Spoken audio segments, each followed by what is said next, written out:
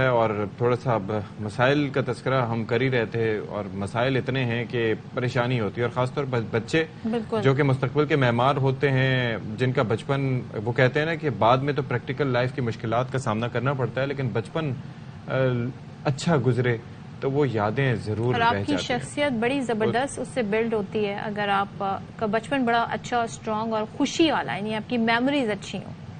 لیکن ہم ان بچوں کی بات کر رہے ہیں کہ جن کے سروں پر نہ کوئی سائبان ہوتا ہے، ان کے پیرنٹس نہیں ہوتے، دنیا سے چلے جاتے ہیں، گزر بسر کا سامان نہیں ہوتا، بہتر انہیں لیونگ سٹائل نہیں ملتا، خوراک اور صحت کی اگر ہم بات کریں، تعلیم جیسی بنیادی سہولت سے بھی وہ محروم ہوتے ہیں۔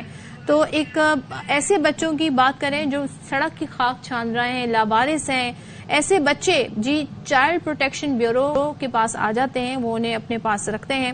اور لیکن ایک جو الارمنگ سچویشن ہے وہ یہ ہے کہ ایسے بچوں کی تعداد میں اضافہ ہو رہا ہے، جو اسٹیٹسٹکس ہمارے سامنے، جو اعداد و شمار ہمارے سامنے آ رہے ہیں۔ اس وقت تقریباً 15 لاکھ سے زائد بچے بے یار و مددگار دربدر ہیں۔ ان بچوں کو ایک طرف بنیادی ضروریات میسر نہیں ہے، دوسری طرف کچھ مافیاز بھی ایسی ہیں جو ان بچوں کا استحصال کرتے ہیں، کہیں ان سے غیر قانونی طور پہ مزدوری کروائی جا رہی ہے، ان کے ذریعے منشیات کا بھی استعمال کرایا جاتا ہے، ان کے ذریعے بھیک بھی منگوائی جاتی ہے اور ان کی سمگلنگ بھی اکثر و بیشتر ہم دیکھتے ہیں کہ وہ ہوتی ہے۔ سوال یہ ہے کہ اس کا حل کیا ہے اور یہ نمبرز کیوں بڑھ رہے ہیں؟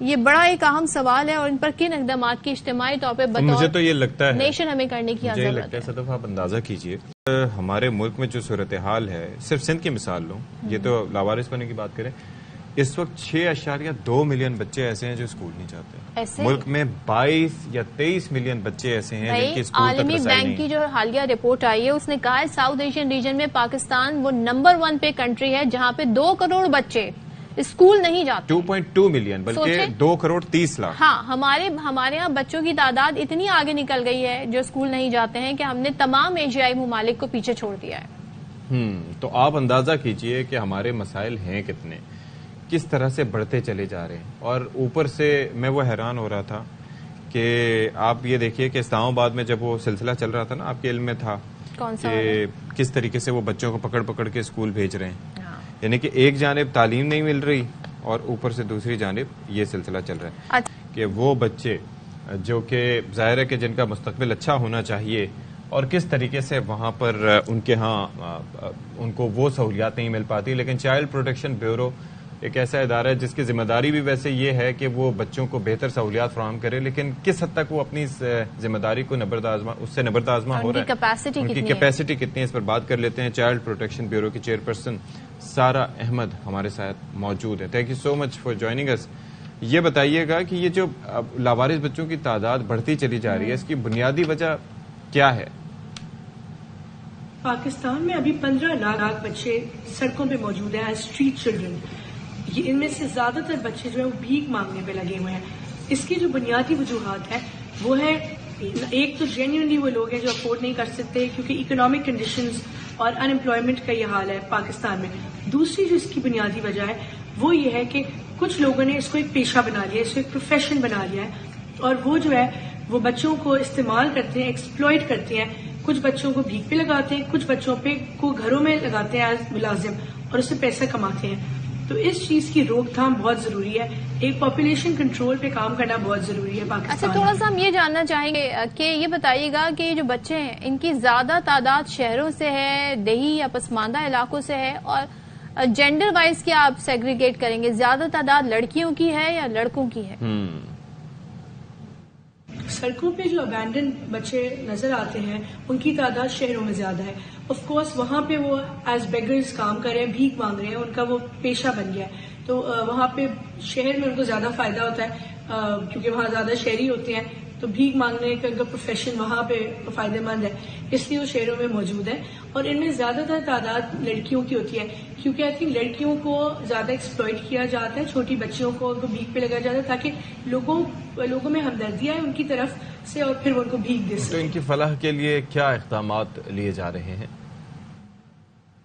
جو ڈسٹریبیوٹ نگلیکٹڈ بچے موجود ہیں ان کے لیے ہم جو ہے ان کی امپاورمنٹ اور ریہیبلیٹیشن پہ کام کر رہے ہیں۔ جو بھی بچے سڑکوں پہ موجود ہوتے ہیں ان کو ریسکیو کرتے ہیں، ان کو بہترین تعلیم فراہم کرتے ہیں، ان کی ریہیبلیٹیشن کی جاتی ہے اور ان کو امپاور کیا جاتا ہے یہ سب انڈر ون امبریلا ہو رہا ہے. چائلڈ پروٹیکشن بیورو کے پاس اپنا اسکول ہے, ہمارے پاس اپنے ٹرینڈ سائیکالوجسٹ ہیں, ہمارے پاس اپنا اسٹاف ہے جو ان کو ہم, اور امپاورمنٹ میں ہم فلانتھروپسٹ کے ساتھ مل کے بچوں کو امپاور بھی کرتے ہیں, پڑھائی کے ساتھ ساتھ ہنر بھی سکھاتے ہیں تاکہ ان کو بہترین جگہ پہ ملازمت مل سکے.